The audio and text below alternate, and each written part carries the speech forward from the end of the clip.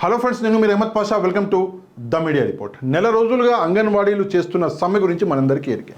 కాకపోతే ఈరోజు రాష్ట్ర ప్రభుత్వం అంటే ఆంధ్రప్రదేశ్ రాష్ట్ర ప్రభుత్వం ఈరోజు అంగన్వాడీలపై చాలా హార్ష్ డెసిషన్స్ తీసుకున్నది.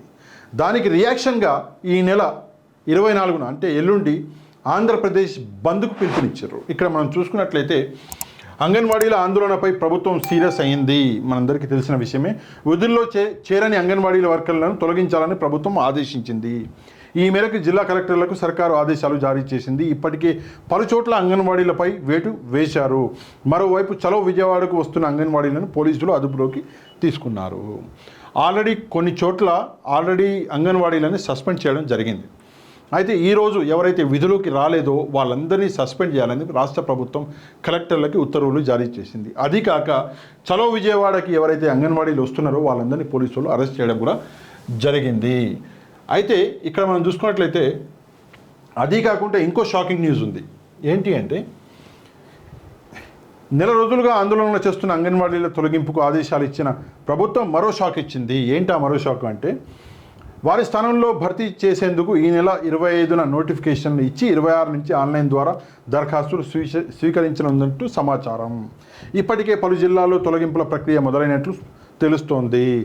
జూన్లో జీతాలు పెంపుకు హామీ ఇచ్చినప్పటికీ అంగన్వాడీలు ఆందోళన విరమించకపోవడం ప్రభుత్వం సీరియస్ అయింది.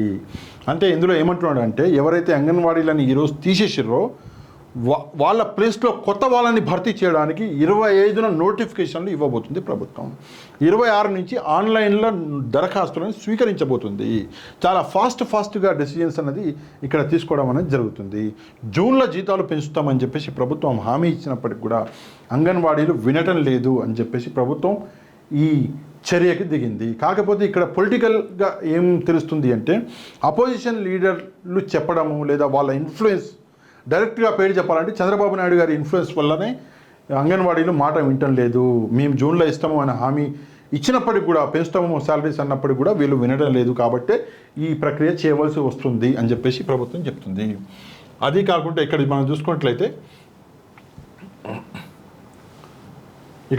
అంగన్వాడీలపై రాష్ట్ర ప్రభుత్వం వ్యవహరిస్తున్న తీరును నిరసిస్తూ రాష్ట్ర అఖిలపక్ష ట్రేడ్ యూనియన్లు ఈ నెల 24న రాష్ట్ర బంద్కు పిలుపునిచ్చాయి. అంగన్వాడీల మీద ప్రభుత్వం చేసిన ఈ చర్య వల్ల ఈ అఖిలపక్ష ట్రేడ్ యూనియన్ ఏదైతే ఉందో అది ఈ నెల 24 అంటే ఎల్లుండి రాష్ట్ర బంద్కి పిలుపునివ్వడం అన్నది జరిగింది. అంగన్వాడీల చలో విజయవాడను పోలీసులు అడ్డుకోవడం, విధుల నుంచి వారిని టర్మినేట్ చేయడంపై అఖిలపక్షం అభ్యంతరం వ్యక్తం చేసింది. అంగన్వాడీల ఆందోళనకు మద్దతుగా ఈ నెల 24న రాష్ట్ర బంద్ చేపట్టనున్నట్లు యూనియన్ ప్రకటించింది. Very good. అయితే ఇక్కడ ఇంకొక రియాక్షన్ అన్నది మనం చూసుకున్నట్లయితే కొంచెం బాధాకరమైన రియాక్షనే. కాకపోతే ఇక్కడ చూడండి, ప్రభుత్వం తీరును నిరసిస్తూ అంగన్వాడీ కార్యకర్తలు ఆందోళనను చేపట్టారు. మైలవరం మిస్సన్నపేట జాతీయ రహదారిపై సిఐటియు కార్యకర్తలతో కలిసి రోడ్డుపై బైఠాయించారు. కార్యకర్తలను పోలీసులు అదుపులోకి తీసుకుంటుండగా మహిళా కానిస్టేబుళ్లపై అంగన్వాడీ కార్యకర్తలు తిరగబడ్డారు. ఎట్టకేలకు ఆందోళనకారులను అదుపులోకి తీసుకొని మైలవరం పోలీస్ స్టేషన్కి తరలించారు. ఆబ్వియస్గా యాక్షన్ ఉంటే రియాక్షన్ అనేది ఉంటుంది. కాకపోతే ప్రభుత్వం చాలాసార్లు ప్రయత్నించింది అంగన్వాడీలతో మాట్లాడడానికి. వాళ్ళ అన్ని కండిషన్స్కి ఒప్పుకున్నది. లాస్ట్కి జీతాలు పెంపు అన్న ఒక కండిషన్లో మాత్రం ప్రభుత్వం ఏం చెప్పింది అంటే తప్పకుండా మేము పెంచుతాము, ఇప్పుడు ఎలక్షన్స్ అవి ఇవి చాలా గొడవలు ఉన్నాయి, జూన్ నెల నుంచి తప్పకుండా మీకు శాలరీ అనేది పెంచుతామని చెప్పేసి సజ్జల గారు హామీ ఇవ్వడం కూడా జరిగింది. కానీ మరి అంగన్వాడీలు ఎవరి మాట వినకుండా లేదు మాకు ఇమ్మీడియట్గా మీరు పెంచాలి అని చెప్పేసి వాళ్ళు మాట వినకపోవడం వల్ల ఈ స్టెప్లో, ఎందుకంటే అంగన్వాడీలు అన్నది అవసరం ప్రజలకి, ప్రభుత్వానికి, సర్వీస్కే వాళ్ళు ఉన్నది. ఆ సర్వీస్ ప్రజలకి దొరకకపోవడం వల్ల ప్రజలు చాలా ఇబ్బందులకు గురవుతున్నారు.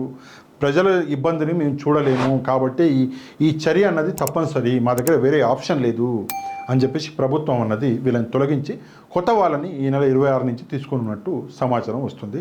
దీని గురించి మీరేమనుకుంటున్నారో తప్పకుండా కమెంట్ చేయండి. కంటెంట్ నచ్చితే ఛానల్ సబ్స్క్రైబ్ చేసుకొని బెల్ ఐకాన్ని తప్పకుండా ప్రెస్ చేయండి. వీడియో నచ్చితే షేర్ చేయండి, లైక్ చేయండి. నెక్స్ట్ వీడియోలో మళ్ళీ కలుద్దాం. అంతవరకు థ్యాంక్ యూ వెరీ మచ్. జై హింద్.